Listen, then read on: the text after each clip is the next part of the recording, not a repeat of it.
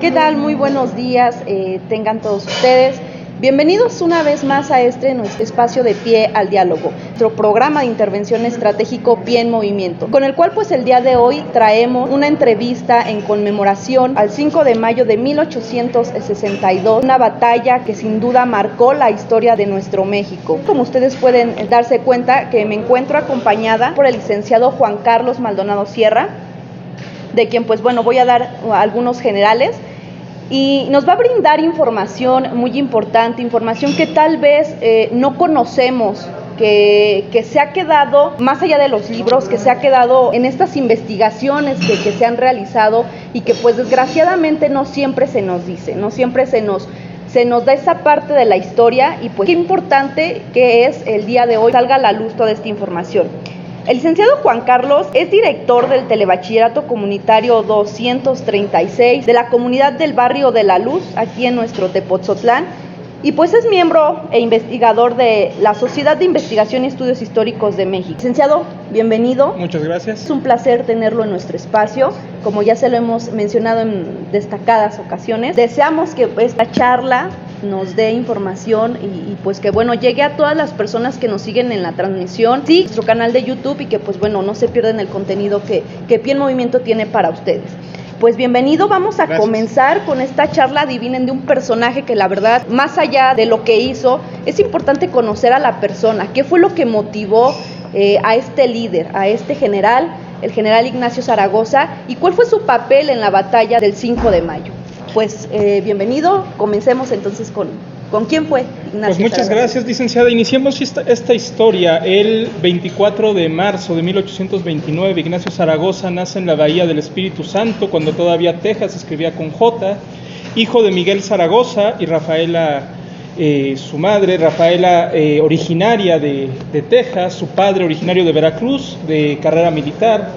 La vida de Ignacio Zaragoza estuvo marcada por diversos traslados a otras entidades. De hecho, las primeras letras las va a cursar en el Benemérito Colegio de San Juan, en Matamoros, Tamaulipas. Posteriormente, por las actividades de su padre, como buen militar del siglo XIX, pues estaba siendo destacado a diversos sitios, y la familia se va a trasladar a la ciudad de Monterrey, Nuevo León, una ciudad que va a ser emblemática para Ignacio Zaragoza, una ciudad que va a ver la formación de este personaje tan importante para la historia de México. Va a ser en Monterrey donde Ignacio Zaragoza va a cursar las segundas letras, va a entrar al seminario, y solo va a tener dos opciones Ignacio Zaragoza: o estudia para abogado o estudia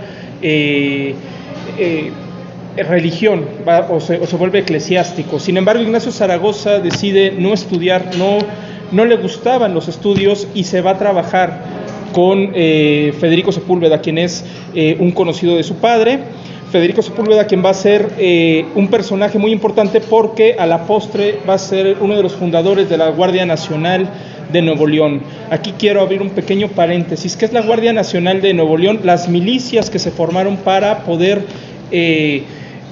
resguardar la soberanía del Estado. Recordemos que en el siglo XIX toda la zona fronteriza estaba siendo atacada constantemente por las tribus de nativoamericanos, por bandoleros. Entonces todas las poblaciones del norte tuvieron la idea de atrincherarse y sobre todo ir entrenando a sus propios hombres para que ellos fueran los encargados de del resguardo de estas zonas. Por eso surge la Guardia Nacional del Norte, uno de los ejércitos más importantes del siglo XIX. Más adelante vamos a ver cómo la Guardia Nacional del Norte y estos llamados bárbaros del norte, porque la gente del centro y del sur consideraba que los hombres del norte, a ser personajes que siempre estaban armados, personajes muy duros a la hora de hablar, muy fuertes en su complexión física, los consideraban prácticamente unos bárbaros, y las poblaciones les tenían miedo, toda vez que se fueron acercando al centro y al sur de la República. Sin embargo, Zaragoza va a ingresar a la Guardia Nacional de Nuevo León,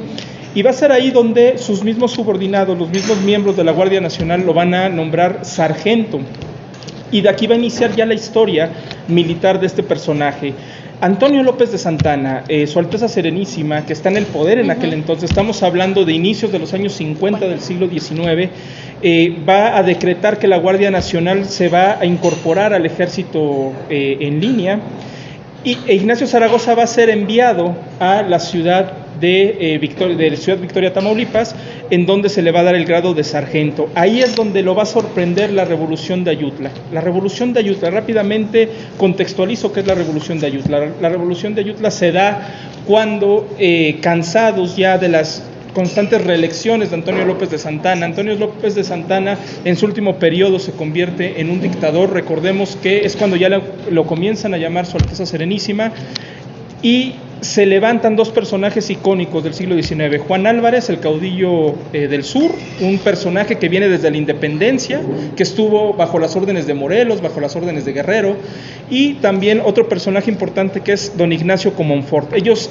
realizan la Revolución de Ayutla, y va a ser Ignacio Zaragoza encauzado hacia estos ideales de libertad. Él se va a levantar en armas en Ciudad Victoria, va a tratar de convencer a sus jefes, a sus oficiales, de que secunden el plan de la Revolución de Ayutla. Sin embargo, no lo va a lograr, pero sí va a insurreccionar a 200 militares que lo van a seguir hacia la ciudad de Monterrey, donde se va a poner en contacto con don Santiago Vidaurri, el gran caudillo del norte. Don Santiago Vidaurri, aquel que fue el promotor del desarrollo económico, político y social del estado de Nuevo León.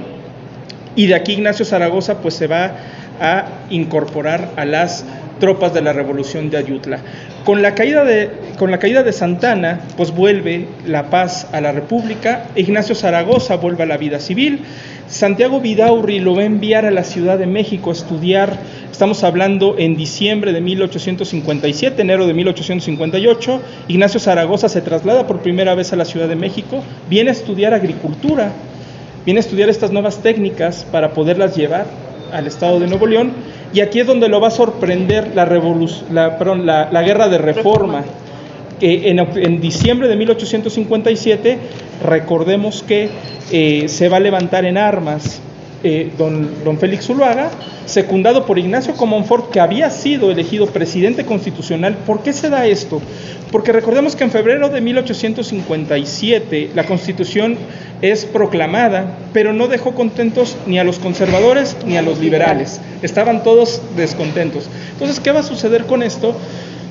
Que Ignacio Comonfort, convencido de que no se podía gobernar con la Constitución, pues se va a coludir con don Félix María Zuluaga y van a proclamar el Plan de Tacubaya, con lo cual van a desconocer a la Constitución de 1857, con lo cual también Ignacio Comonfort se está desconociendo a sí mismo, porque él era presidente constitucional. De aquí podemos entender por qué Benito Juárez sube a la presidencia. La Constitución de 1857 dictaba que en ausencia del presidente constitucional, quien debía de tomar el mando debía de ser el ministro de la Suprema Corte de Justicia. En este caso estamos hablando de don Benito Juárez, y entonces Ignacio Comonfort prácticamente queda en la ilegalidad. Una vez que se da esto, Ignacio Zaragoza ya está en la Ciudad de México.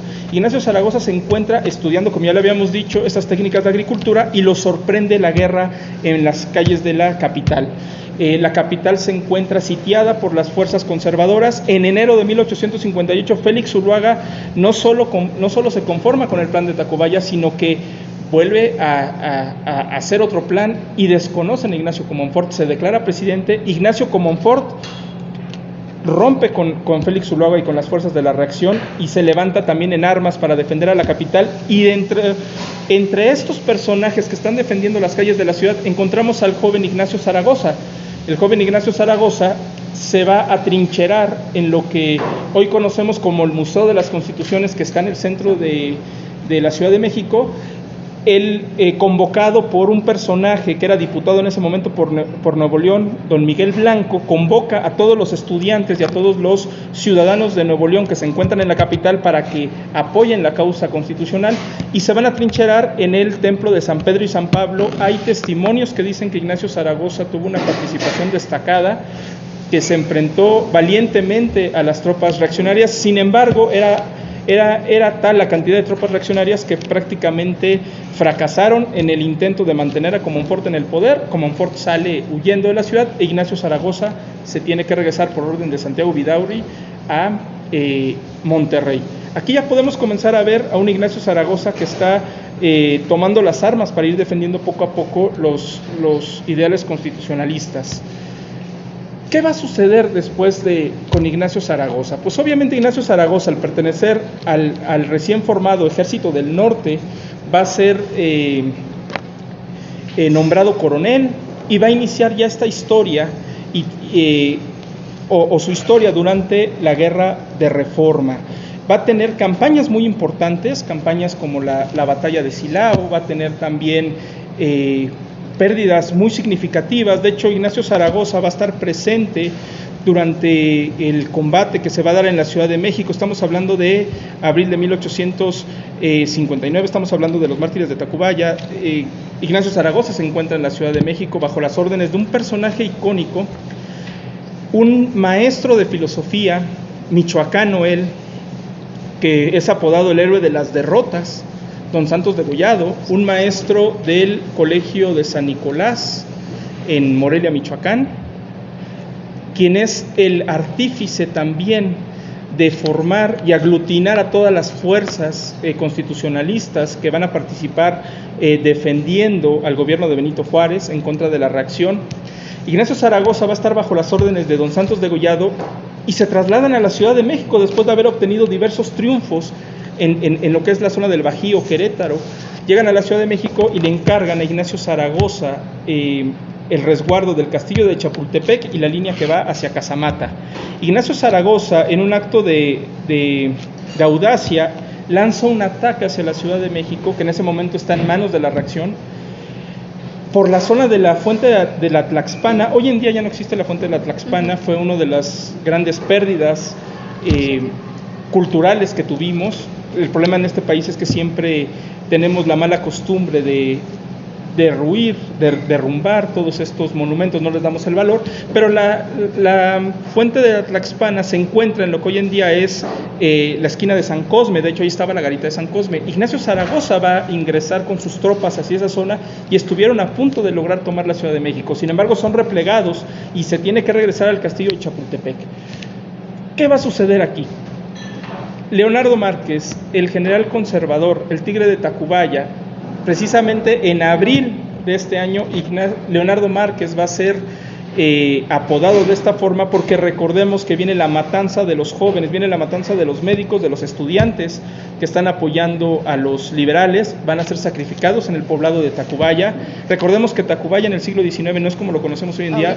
Tacubaya era una población prácticamente a las afueras de la ciudad, era una población en donde la gente adinerada iba en las épocas de verano a vacacionar, se salían de la ciudad porque la ciudad estaba llena de malos olores, de enfermedad por los calores, y entonces se iban a la villa de Tacubaya, y es en la villa de Tacubaya donde Leonardo Márquez va a ingresar con las tropas reaccionarias, va a enfrentarse a don Santos Degollado. Don Santos Degollado va a pedir la ayuda de Zaragoza, va a enviar Zaragoza sus tropas al poblado de Tacubaya y van a ser despedazados. Las tropas liberales son despedazadas totalmente. Las crónicas nos dicen que se repliegan a la zona de la Hacienda de los Morales, y de la Hacienda de los Morales se van caminando hasta Morelia, Michoacán, que prácticamente sin armamento. Esto no va a ser para nada una derrota final para el joven Ignacio Zaragoza. Regresa a Monterrey, vuelven a reclutar hombres. Zacatecas igual, el estado de Zacatecas al mando del general González Ortega sigue reclutando hombres, se vuelve a levantar el ejército liberal y van a comenzar las campañas ya de triunfo para Ignacio Zaragoza y para la causa liberal. Aquí me adelanto un poco, vamos a llegar a ver los triunfos en Guanajuato, Silao, Celaya, hasta que las tropas liberales y se empuje van a llegar el 22 de diciembre de 1860 aquí a un poblado que está unos kilómetros más adelante, que es San Miguel Calpulalpan.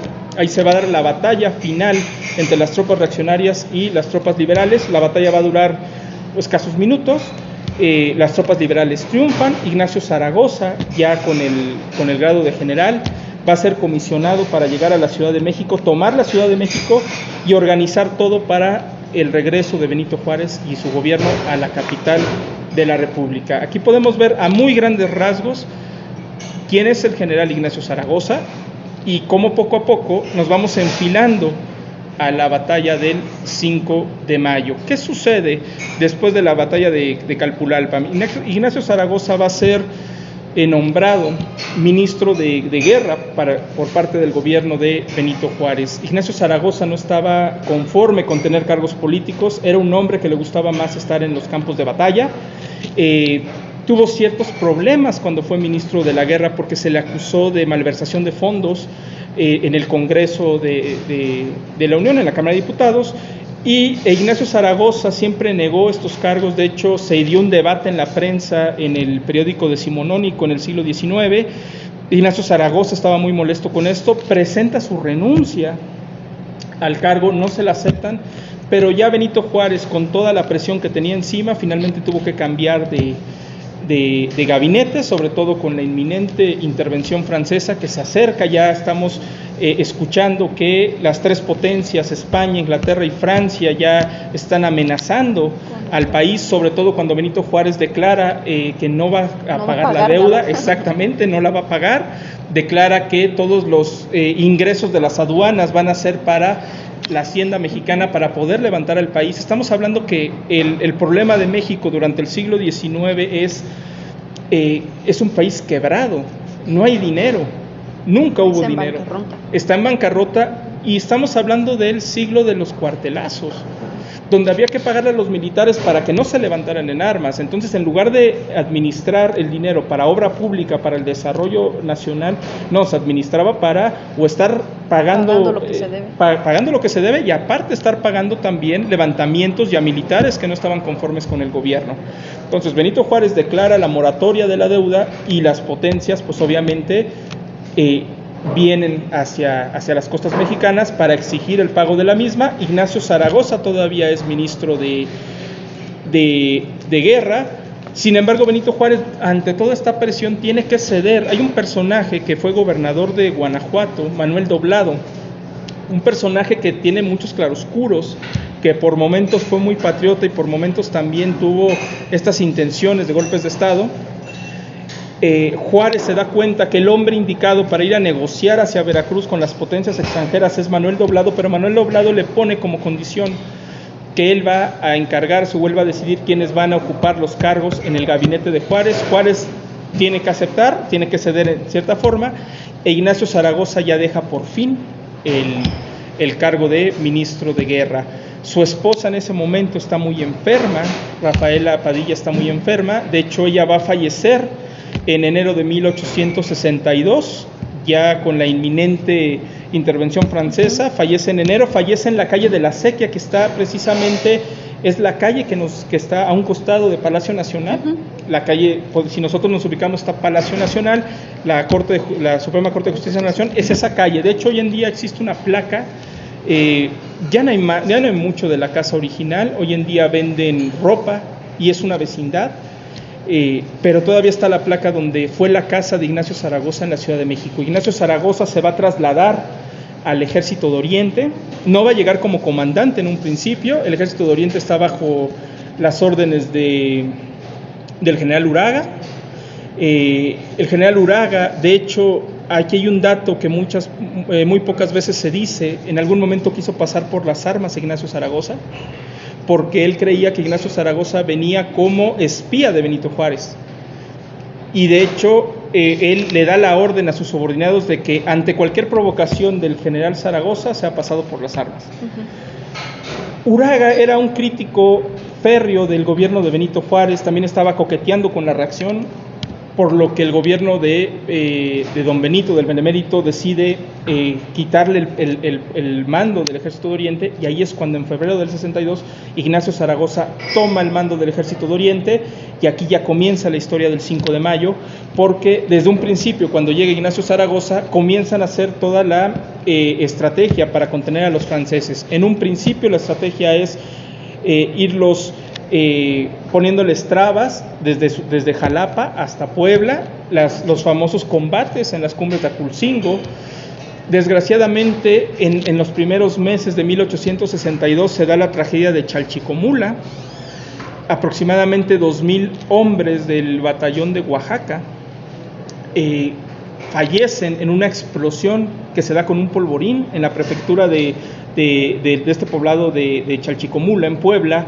En la noche llegan los escuadrones de Oaxaca, que de hecho eran los escuadrones mejor pertrechados del ejército mexicano, eran los escuadrones que tenían a los veteranos de la guerra del 47, traían el mejor armamento, eran realmente la esperanza que tenían el ejército mexicano, eran los hombres fuertes que iban a enfrentarse a los franceses. Esa noche se prenden los fogones, no se sabe realmente si fue algo premeditado o fue un accidente, pero pues explota el polvorín. A alguien se le ocurrió al interior de la prefectura poner los cajones de pólvora y a un lado poner los comales, una chispa, explotaron. Las crónicas dicen que fue algo espantoso, los cadáveres quedaron regados en diversas manzanas alrededor de la prefectura. Ignacio Zaragoza se traslada al lugar, queda totalmente deshecho al ver toda la tragedia que había sucedido, y entonces tiene que cambiar drásticamente la estrategia, porque ya perdieron a gran parte de los soldados que iban a defender a la patria, perdieron la mayoría del armamento, y entonces vienen los combates de las cumbres de Aculcingo. En las cumbres de Aculcingo el ejército mexicano estaba tratando de contener lo más posible al ejército francés para poder lograr que se llevaran a cabo el reforzar los fuertes de Guadalupe y de Loreto. Exactamente.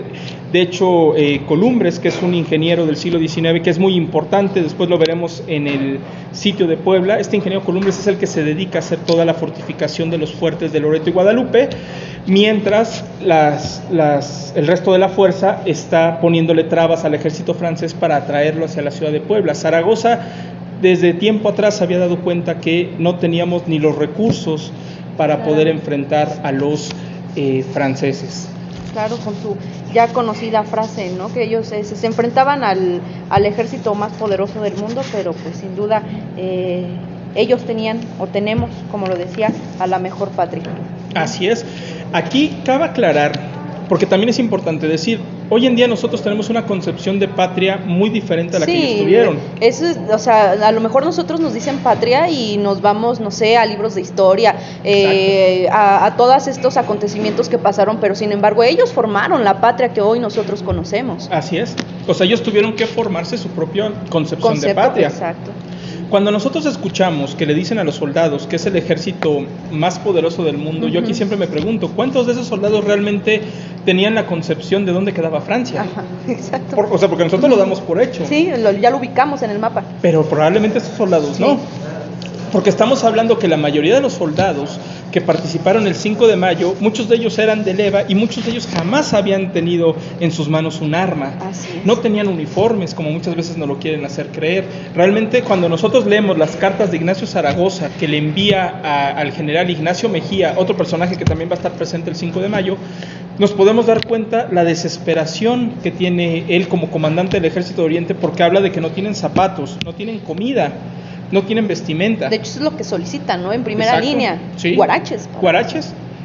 Y hay algo que a él le dolía mucho. Él en una carta le dice a Ignacio Mejía que a él le parte el alma el hecho de que va a mandar a estos hombres a la muerte prácticamente, o sea, son una sarta de desarrapados. O sea, no tienen nada, ni en qué caerse muertos. Exacto. Más allá de la historia que nos cuentan de que el ejército mexicano estaba totalmente aglutinado y que tenían una fuerza para poderse enfrentar al invasor, eso es mentira. De hecho, están las crónicas del 5 de mayo donde en ocasiones había un personaje al frente con un rifle esperando a que una vez que muriera él, pues el que estaba atrás tomaba el rifle, ¿no? Porque no había para darle a todos. La caricatura de Constantino Escalante que todos conocemos, donde se ve a un mexicano que está en las troneras del fuerte de Guadalupe, que tiene un cañón sosteniéndolo y que se lo va a azotar a un francés en la cabeza, eso fue real. Era el batallón de Veracruz quienes estaban a cargo de las troneras del fuerte de Guadalupe. De hecho, también se da durante la jornada del 5 de mayo ciertos pasajes en los cuales los soldados ante el avance francés muchos de ellos querían desertar y entonces un teniente toma su arma y fusila a 2 o 3 ahí y a los demás los amenaza para que sigan luchando. Porque nosotros, insisto, vemos la gesta del 5 de mayo como si fuera algo utópico, pero el haber estado presente en las troneras, ver que se acercaba el ejército francés, ver que no tienes los suficientes recursos, pues obviamente eso pues genera pánico. ¿Qué tan mal nos han contado nuestra historia? Exacto, porque siempre lo vemos todo como heroico. Sí fue una gesta heroica, pero hay que decirlo, el 5 de mayo también cundió el pánico en nuestras tropas. De hecho, hay que ir quitando los mitos del 5 de mayo. Uno de los grandes mitos, el batallón de Zacapuaxtla. Sí, eso justamente, o sea, ¿por qué se les adjudicó a ellos, no? Si realmente fueron los de Tetela de Ocampo. ¿Qué fue? Un parte que escribe Miguel Negrete y se les hizo muy fácil poner Tetela de Ocampo. O sea, ellos lo hablaron, lo generalizaron, pero realmente los Zacapuaxtlas. Ellos lo generalizaron. Los de Tetela de Ocampo eran, la mayoría de los que combatieron en el 5 de mayo eran de Tetela de Ocampo. Hasta la fecha, tanto Zacapuaxtlas como Tetela de Ocampo tienen un conflicto porque los de Tetela de Ocampo siguen exigiendo que sean ellos los que se llevan, pues exacto, sí, que se les reconozca, porque resulta que los Zacapuaxtlas, después del 5 de mayo, el pueblo de Zacapuaxtla se va a poner a las órdenes del imperio, y esta parte a veces no nos la cuentan. Claro. Sí habían Zacapuaxtlas durante el combate del 5 de mayo, sí los hubo. De hecho, estuvieron bajo las órdenes del general Miguel Negrete. El general Miguel Negrete es un personaje muy interesante porque el general Miguel Negrete luchó en la Guerra de Reforma con la reacción. Él estaba bajo las órdenes del general Miguel Miramón. De hecho, se enfrenta a Ignacio Zaragoza en la batalla de Calpulalpan. Ahí se ven las caras frente a frente. Ignacio Zaragoza va a generar una gran amistad con Miguel Negrete, va a ser su hombre de confianza, y Miguel Negrete va a ser realmente uno de los grandes héroes del 5 de mayo. Generalmente nos dicen que la participación del general Porfirio Díaz sí fue muy importante, pero la participación del general Porfirio Díaz la vamos a ver al final de la jornada. Realmente quienes se batieron a duelo de frente con los franceses fue el general Felipe Berriozábal, del cual nos debemos de sentir orgullosos los mexicanos. Fue gobernador del Estado de México. De hecho, aquí en Cuautitlán, México, por San Mateo y en la colonia Galaxia, todavía está parte del casco de su hacienda. Él vivía aquí en Cuautitlán, México, y de hecho es el general Berriozábal, bajo las órdenes del general Miguel Negrete, quienes van a planear junto con el general Zaragoza, van a planear el plan de ataque. Es decir, el general Miguel Negrete se va a encontrar instalado entre el fuerte de Loreto y el fuerte de Guadalupe. Van a estar escondidos entre los magueyes. Cuando los suavos comienzan a subir la colina, ellos salen de entre los magueyes, salen con machetes en mano, con las pocas armas que tienen.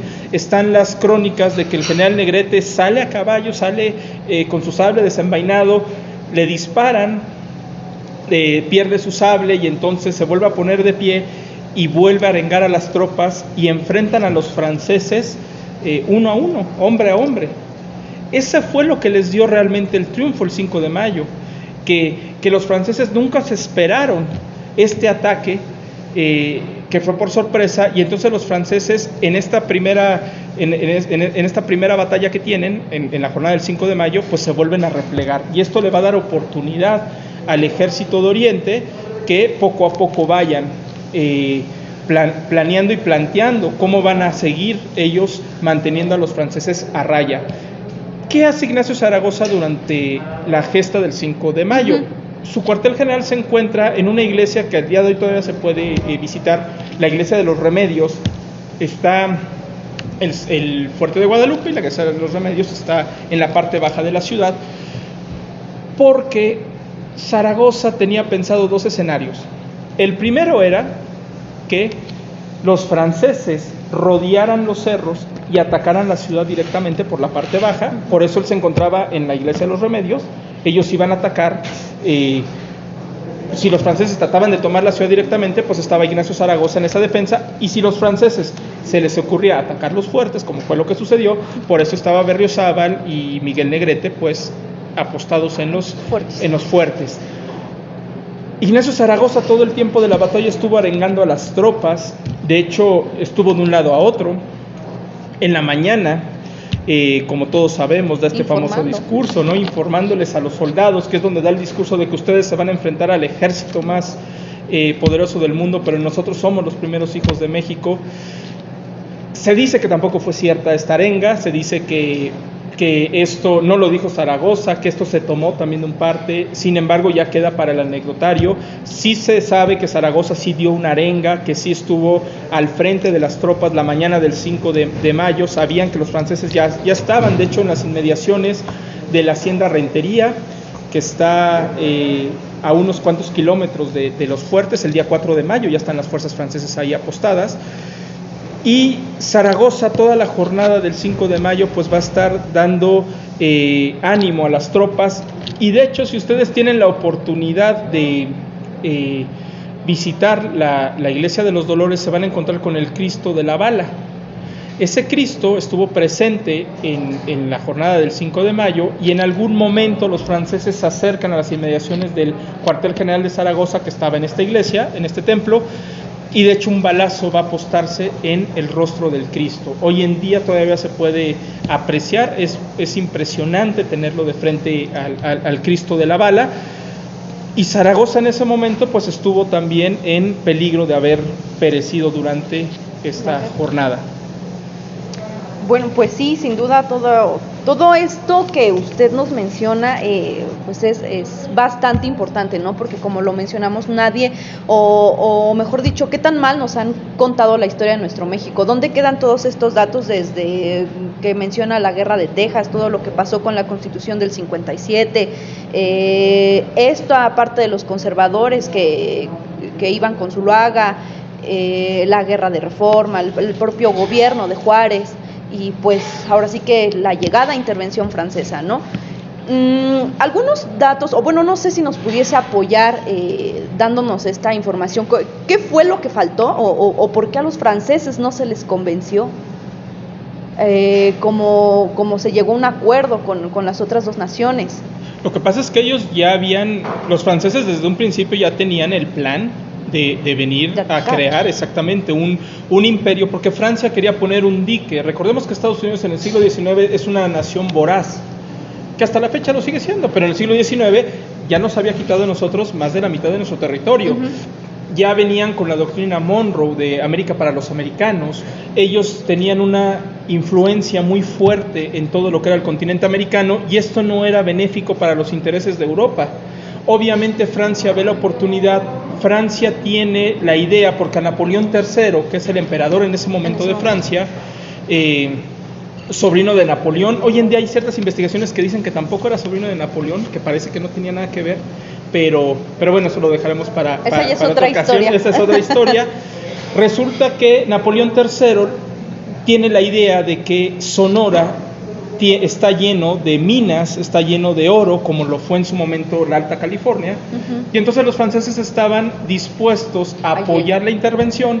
Obviamente ellos iban a quedar con toda esta zona del norte, y además iban a imponer al archiduque Maximiliano de Habsburgo. Exacto, ¿qué pasa? Por eso Francia ya traía un plan. España e Inglaterra, ellos lo que querían era sí el pago de la deuda. Manuel Doblado, este personaje del que ya hablamos, sí fue muy inteligente, logró negociar con ellos. Aquí juega un papel muy importante un personaje español, el general que viene a cargo de las tropas españolas, el general Juan Prim. Él acepta negociar, llegan a un acuerdo, las tropas españolas deciden retirarse, igual las inglesas. De hecho tienen ciertos conflictos con los franceses, porque cuando Francia ya se quita la máscara de venir como esta expedición tripartita, pues obviamente vienen las discrepancias entre ingleses y españoles. Ellos se retiran, Francia deja las tropas. Recordemos aquí que Francia se aprovechó de la buena voluntad de los mexicanos, puesto que cuando Francia llega, las tropas francesas llegan al puerto de Veracruz, el puerto de Veracruz está asolado por diversas enfermedades. Recordemos que el agua no es salubre, recordemos que también los calores son muy intensos, que hoy en día es muy difícil vivir en esas zonas en el siglo XIX. era la muerte. Sin servicios, efectivamente, y les permiten que ellos salgan de la ciudad de Veracruz, del puerto de Veracruz precisamente, y que se adentren hacia la República Mexicana. ¿Cuál era el trato? Que si se rompían las negociaciones de paz, los franceses estaban obligados a replegarse hacia Veracruz, hacia el puerto, y de ahí emprender ahora sí la marcha hacia el interior de la República. Esa fue una traición que hicieron los franceses. Ellos ahí faltaron a su palabra nuevamente. De hecho, cuando se rompen las negociaciones, los franceses no se retiran. Los franceses ya están prácticamente ya muy inmersos en el territorio nacional. Por eso también fue muy difícil para Zaragoza y el Ejército de Oriente poder contener a los franceses, porque ya estaban muy adentro. Y los franceses durante todo este tiempo no perdieron el ímpetu de poco a poco irse quedando o haciendo suyos los territorios en los cuales ellos ya estaban establecidos. Por eso fue muy difícil que el Ejército de Oriente pudiera contener, no solo por la falta de recursos, sino porque los franceses desde antes ya tenían este plan bien trazado. De ahí se debe que Inglaterra y España se retiran, pero que Francia, que sí tenía intereses muy importantes en México, pues se quedan aquí. Deciden quedarse. Llegar con la intervención. ¿Qué pasa con estos liberales, licenciado?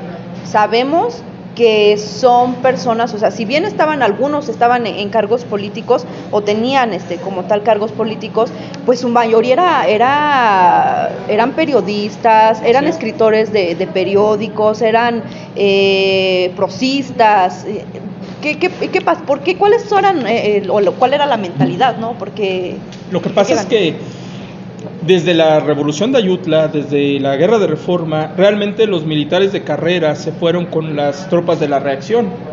Estamos hablando del general Miguel Miramón, quien fue un cadete del Colegio Militar, que también desgraciadamente, cuando hablamos de la gesta de septiembre del 47, cuando hablamos de los niños héroes, no se nombra Miguel Miramón porque era de la reacción, cuando Miguel Miramón fue uno de tantos niños héroes que estuvieron ahí y que pues finalmente arriesgaron su vida por la patria. Pero la mayoría de estos generales de carrera se quedaron con las tropas de la reacción. Al ejército liberal no le quedó de otra sino echar mano de todos estos personajes que estaban preocupados por su patria, preocupados por el país y que se fueron forjando en los campos de batalla. Miguel Negrete, por ejemplo, el general que estamos hablando del 5 de mayo, no era general de carrera. Felipe Berriozábal no era general de carrera. Santos Degollado, que ya dijimos que no está presente en el 5 de mayo porque él es fusilado en 1860, era maestro de filosofía. Estamos hablando también que Ignacio Zaragoza pues se formó en las guardias nacionales. Él poco a poco fue creándose un nombre. El mismo general Jesús González Ortega, que también fue uno de los grandes generales liberales, tampoco fue un militar de carrera. Él era periodista, fue abogado. Entonces, ¿qué sucede con esto? Que el ejército liberal, el ejército constitucionalista, ya en la intervención francesa, el ejército nacional tuvo que echar mano pues de todos sus hijos, de lo que había. Y ellos aprendieron en las campañas. No eran militares de carrera, pero sí eran hombres que estaban muy comprometidos con su causa y eran hombres que estaban dispuestos a aprender el arte de las armas. Por eso Lorenzés, cuando se acerca a los fuertes, él le llama la banda de Zaragoza, porque además ellos los veían como exactamente el ejército de desarrapados. Estamos hablando que aquí venían el ejército francés venía de ganar grandes batallas en África, en Europa. Vamos, era un ejército muy poderoso y un ejército que traía el orgullo muy en alto. Lorenzés era un tipo que pertenecía a las clases altas francesas, era un tipo que también se había formado en las academias. Y pues cuando se tiene que enfrentar a Ignacio Zaragoza, pues obviamente él los vio con desdén. Nunca se imaginaron que ese ejército de desarrapados los iba a sorprender. Exactamente. Pero obviamente Lorenzés, con toda esta soberbia que traía, pues se le hizo muy fácil, en lugar de atacar la ciudad por la parte baja, pues se le hizo muy fácil pues ir a atacar los fuertes, porque además aquí también hay algo que luego se nos olvida. Los fuertes como los conocemos hoy en día, por ejemplo, el fuerte de Loreto, que realmente el fuerte de Loreto no tuvo una participación real en la batalla, no llegaron los franceses realmente hasta allá. Hoy en día lo podemos ver con troneras. Esas troneras no existían en el siglo XIX. Se le pusieron ya después. Se las pusieron ya después. Para que se vea bonito. Y para símbolo de guerra. Exactamente. Y para que el turista vaya y se tome la foto. Claro. Hay una imagen que a mí me llama mucho la atención, igual del fuerte de Guadalupe, que es tomada años después de la batalla del 5 de mayo, y resulta que tampoco existía la gran fortificación. Lo que contuvo a los franceses fue el ímpetu de estos soldados. Lo que mantuvo a los franceses a raya fue el ímpetu de generales como Miguel Negrete. Lo que también terminó de despedazar a los franceses, pues también fueron las inclemencias del clima. Recordemos que el 5 de mayo la lluvia también vino a apoyarnos. ¿Y dónde entra, por ejemplo, el general Porfirio Díaz? El general Porfirio Díaz estaba destacado en la garita de Amozoc. El general Porfirio Díaz, cuando los franceses, una vez que son prácticamente derrotados en las faldas del Cerro de Guadalupe, salen huyendo, y Porfirio Díaz recibe la orden de salir a perseguirlos. Aquí va a haber un debate histórico, porque de hecho Ignacio Zaragoza le ordena a Porfirio Díaz que cese en la persecución de los franceses. Porfirio Díaz se va a molestar porque se tiene la falsa creencia de que si Porfirio Díaz se le hubiera dado rienda suelta pudo haber despedazado a los franceses. Eso es mentira. De hecho, los franceses van y se repliegan en una hacienda que está mucho más adelante, porque nosotros creemos que el 5 de mayo se acaba y los franceses salieron de Puebla. No, los franceses se fueron a replegar ahí, y Ignacio Zaragoza tuvo que ir a plantar cara otra vez a los franceses para poco a poco irlos guiando a que se replegaran hasta Veracruz. Hay quien nos dice que el 5 de mayo no fue la gran batalla, hay quien nos dice que no fue la gran victoria, porque obviamente un año después la ciudad de Puebla cae en 1863. Con el mismo ejército, pero ya sin Zaragoza. Claro. Porque Zaragoza muere en septiembre del 62. Que de hecho Zaragoza después del 5 de mayo se va a contagiar de tifo, porque Zaragoza comienza a visitar los diversos hospitales. Y ahí es donde él se contagia. Entonces, la defensa del 63 ya va a ser por parte del general González Ortega. Pero en 1862, Ignacio Zaragoza lo que él busca es mantener a los franceses a raya. Y entonces, Zaragoza no deja que Porfirio Díaz vaya en persecución de los franceses, porque no se podían dar el lujo de perder más tropas. Porque los franceses, además, ellos iban a recibir respaldo, iban a recibir tropas de refresco que ya venían de Francia. Nosotros no teníamos nada de eso. Entonces era muy arriesgado el mantener esta persecución con los franceses y volvernos a enfrentar a ellos. Entonces toma la decisión. De que Porfirio Díaz deje de perseguirlos. Así es. Bueno, pues sí, cosas que realmente pues no sabemos. Y otra parte que yo creo que es importante, y no sé si nos pudiese apoyar también con esto, ¿qué pasa con el clero, no? Porque el clero controla en ese momento la nacionalidad, ¿no? Con esta lucha de los conservadores y los liberales. Gobernaba, dominaba toda la parte de los panteones. O sea, si te morías tenías que la parte de la herencia, ¿no? Todo era regido por el clero. Si se casaban, igual, ¿no? Si querías ser un ciudadano tenías que presentar tu fe de bautismo. ¿Cómo es que se llega? Sabemos que también influyen mucho las leyes de reforma, pero ¿qué es lo que motiva a estos hombres a terminar? Porque entonces eran ateos, mayormente, o sea... No, de hecho Benito Juárez era católico. Sí.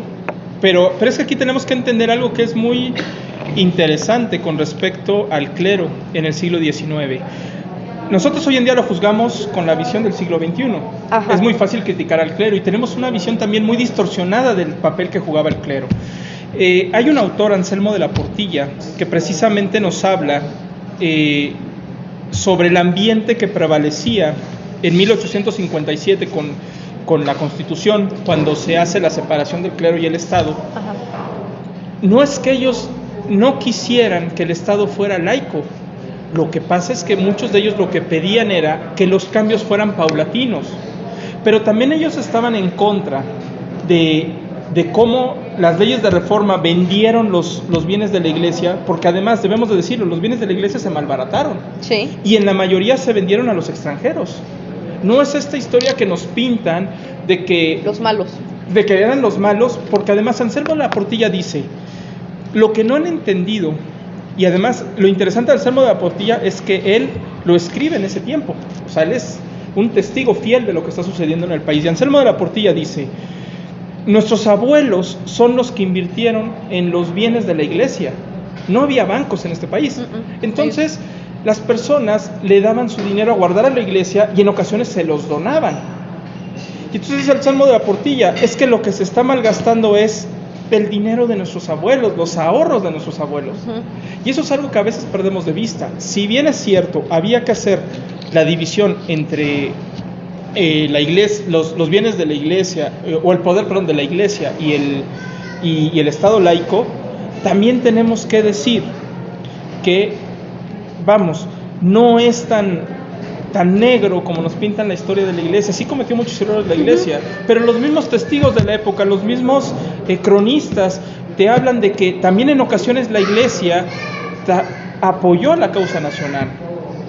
O sea, la iglesia también daba dinero para mantener muchas veces la defensa de la patria. No todo era como nos lo pintan. Sí habían muchos curas que se entregaron al Segundo Imperio porque no querían que se siguieran llevando a cabo las leyes de reforma, que por cierto, Maximiliano de Habsburgo volvió a decretar las leyes de reforma. Ajá, ¿qué pasa en el imperio de Maximiliano? Exactamente, porque Maximiliano de Habsburgo era un liberal de cepa. Pero yo vuelvo al punto, no podemos satanizar a la iglesia. Es muy fácil juzgar hoy en día, hoy que sabemos qué fue lo que sucedió, podemos juzgar a los personajes de la época desde nuestra perspectiva, pero hay que entender también que en ese entonces las ideas de la religión, el credo estaba muy arraigado en los ciudadanos. Hubo un momento crítico en el 57 cuando tú como burócrata te dieron a elegir dos cosas. Si quieres mantenerte en tu trabajo, tienes que jurar la Constitución del 57. Ajá. Y por otro lado el cura te decía, si tú juras la Constitución del 57, te excomulgo. ¿Sí? ¿A quién le haces caso? A lo mejor a nosotros se nos hace una tontería hoy en día, pero para ellos no. O sea, era su alma la que estaba en juego. Claro. Estos liberales también pusieron en juego y se tambalearon también en cierto momento sus ideas y sus creencias religiosas. Pero hay que reconocer que tuvieron el valor de hacer los cambios. Si eran necesarios los cambios, si era necesario hacer la división entre el Estado y la Iglesia. Pero hay que estudiar un poco más cómo era la vida en el siglo XIX para poder entender a estos personajes. Claro, pues era otra cultura. Así es. Otras tradiciones, otras costumbres, que como bien lo dice, a lo mejor ahorita satanizamos la cuestión y la situación del clero, sin embargo, pues no sabemos o no vivimos en esa época, ¿no? Y de ahí radica también el cómo nos cuentan y la importancia de todas estas investigaciones que ustedes realizan, de leer, porque pues no va más allá, ¿no? De buscar, de leer y leer y leer todo lo que, como bien lo dice, personas que vivieron en ese momento nos pueden aportar, orientar. Exacto. En el sentido de la pertenencia que tenían ellos en ese momento. Entonces, en razón de eso, necesitaba como tal México ya su conformación de Estado.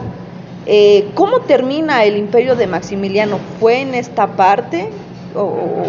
Porque regresa, o sea, como usted lo menciona, regresa una vez que se hace toda esta división, él como tal regresa a partir de esta... No, lo que pasa es que Maximiliano llega mucho después del 5 de mayo. El 5 de mayo lo que nos hace es, vuelvo a insistir, nos da un año para podernos... ¿Como aire? Sí, nos da aire realmente, porque de hecho le permitió al gobierno poderse mantener, vamos, en la capital prácticamente un año, hasta 1863, que después de la caída de Puebla, pues tiene que salir ya prácticamente huyendo hacia San Luis Potosí. Pero ya estaba prácticamente ya pactado el imperio de Maximiliano. Cuando llegan Maximiliano y Carlota, prácticamente ya la defensa de la patria ya está en manos de guerrillas. Aquí vienen todos estos personajes como el gran chinaco, Nicolás Romero, que de hecho Nicolás Romero, en alguna de las charlas lo habíamos comentado, tuvo una participación aquí en la hacienda de La Concha, de la Concepción, él ahí luchó, Nicolás Romero. Entonces, ya prácticamente el ejército mexicano pues está fraccionado, porque la derrota en Puebla de 1863 va a significar un golpe muy duro para las aspiraciones del país, y esto ya abre la puerta totalmente para que se pueda instaurar tiempo después el Segundo Imperio Mexicano. Ajá.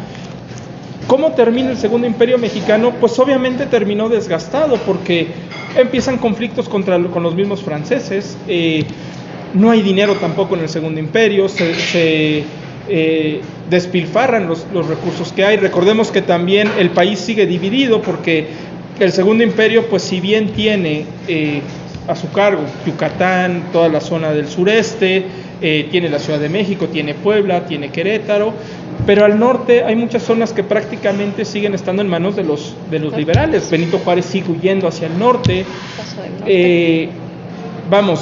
Lo que salva este país y lo que nos ayudó a triunfar contra el Imperio Maximiliano, pues son las guerrillas, y son las guerrillas del pueblo. Estos personajes, como un general, Vicente Rivapalacio, este personaje que era productor de teatro, era periodista, que de su propia bolsa se le ocurre pagar a los chinacos, crear guerrillas para poder mantener la causa. ¿Con qué cobró Vicente Rivapalacio? Porque yo últimamente escucho muchos discursos que dicen que no hay héroes. No, sí hubo héroes. Sí hay personajes que son para recordar, y hay personajes que vale la pena que los jóvenes y los niños sigan aprendiendo sus nombres.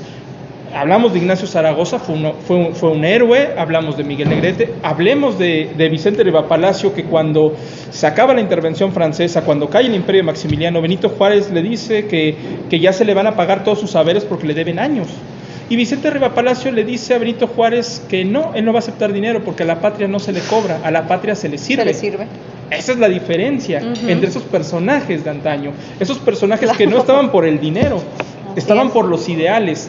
Hay un libro muy bueno que habla precisamente sobre esta ideología que tenían estos personajes del siglo XIX, donde el honor y la lealtad era más importante que los bienes materiales.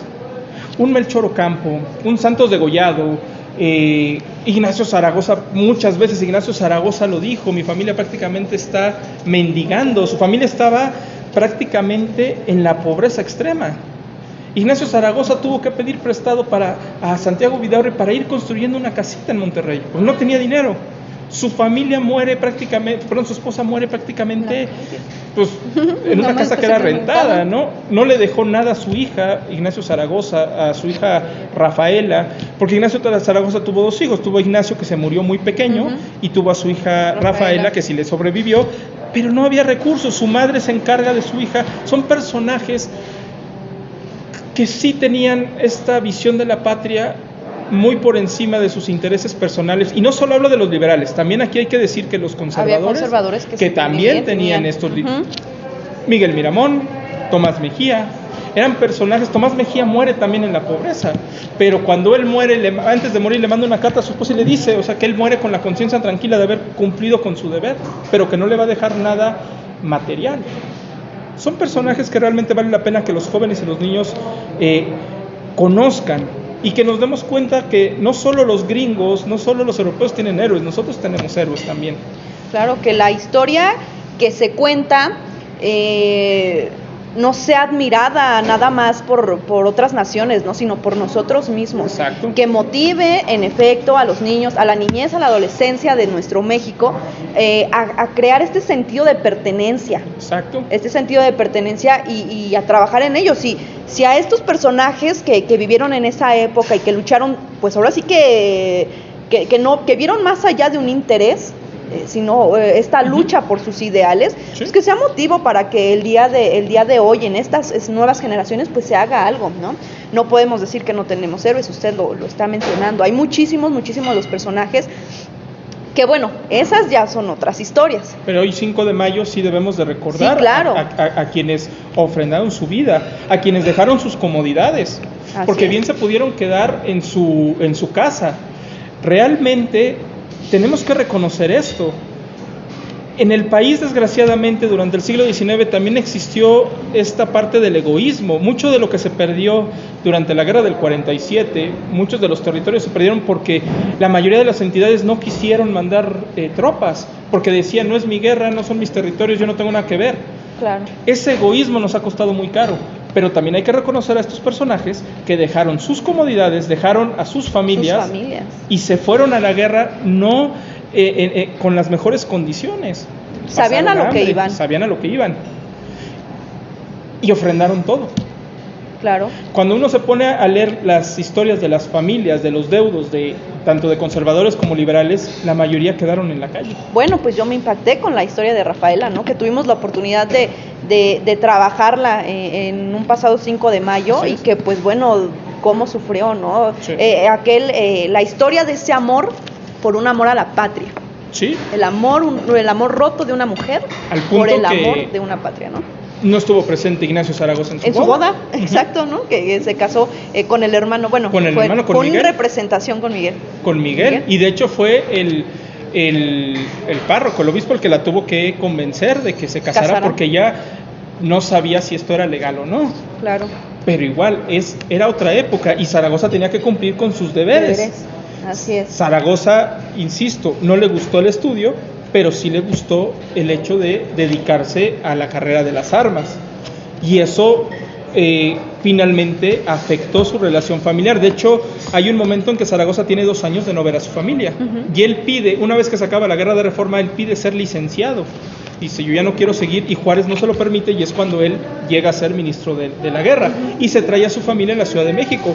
Pero realmente la relación de Zaragoza con su familia fue muy escasa, porque siempre estuvo en los campos de batalla. De hecho, cuando está enfrentándose en toda esta zona de las cumbres de Aculcingo a los franceses, su madre y su hija van a visitarlo, y Zaragoza escribe en sus cartas que está muy contento. Uh-huh. Es muy conmovedor lo que le escribe al general Ignacio Mejía, y él habla de su chiquita, de su pequeñita, y es la última vez que la va a ver. Así es. Y de hecho pide prestado dinero para poderlas trasladar a la Ciudad de México, porque él no tiene ni para el pasaje de regreso de su mamá y de su hija. A ese grado de pobreza. Y son cosas que no se saben, que regresamos que tal vez criticamos, atacamos el papel que jugó el personaje en la historia de nuestro México, y pues que es importante saber y conocer qué pasó atrás de ese personaje, quién fue la persona. ¿Quién fue la persona, el ser humano que hoy nos dio historia, por el que hoy estamos hablando, hoy 5 de mayo, por el que hoy decimos hay una batalla, una guerra más ganada en nuestra historia nacional?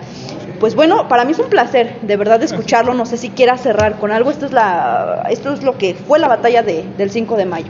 Pues obviamente la tocamos a muy grandes rasgos. Es sí, muchísimo extenso. Nos enfocamos en muchos personajes.